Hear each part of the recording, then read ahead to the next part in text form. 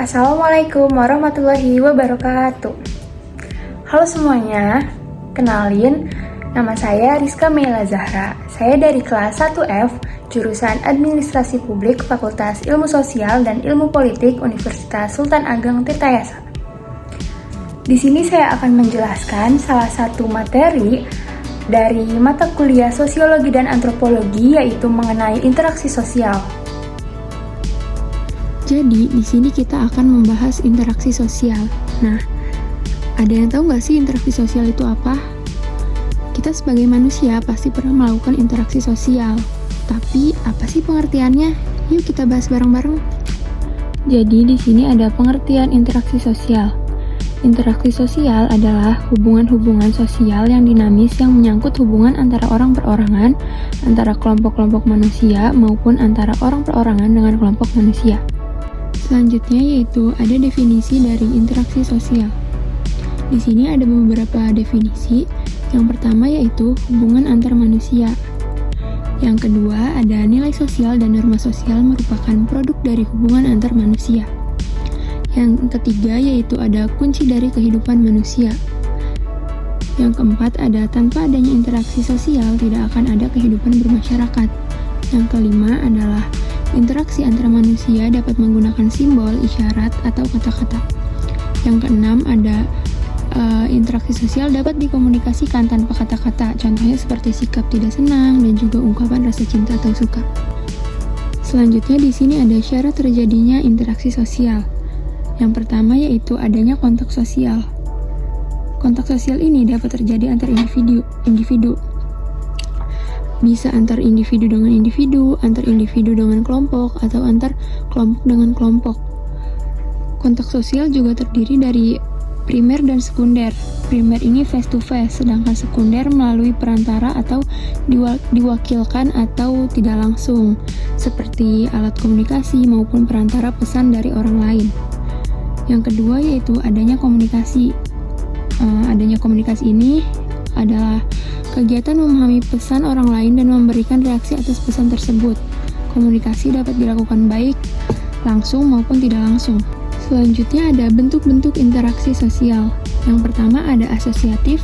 Asosiatif ini bentuk sosial yang menuju ke arah kerjasama.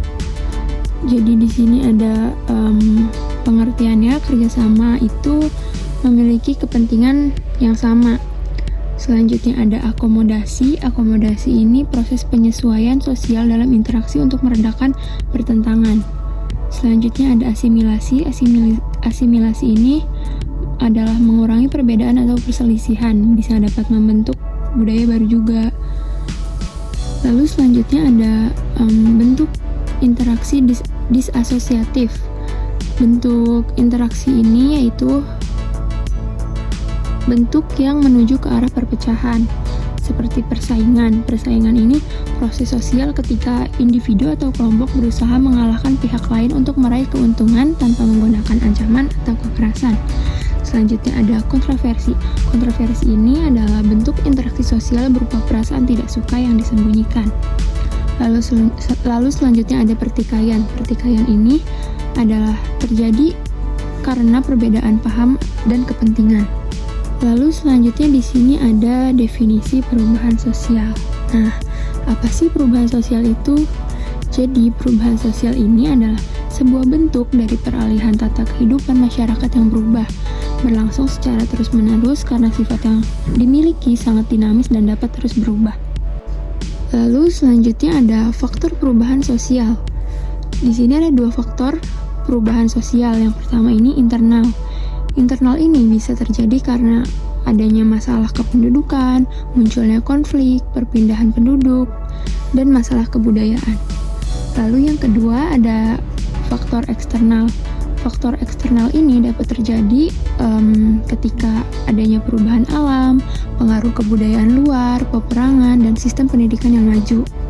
Lalu selanjutnya ada bentuk perubahan sosial. Nah, bentuk perubahan sosial ini ada dua.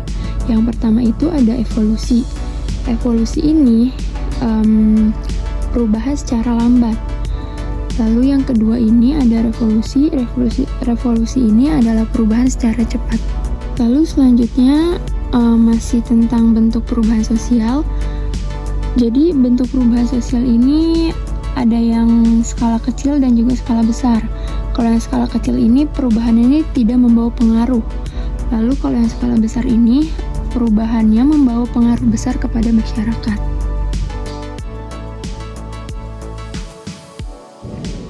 Sekian video pembelajaran dari saya, kurang lebihnya mohon maaf. Wassalamualaikum warahmatullahi wabarakatuh.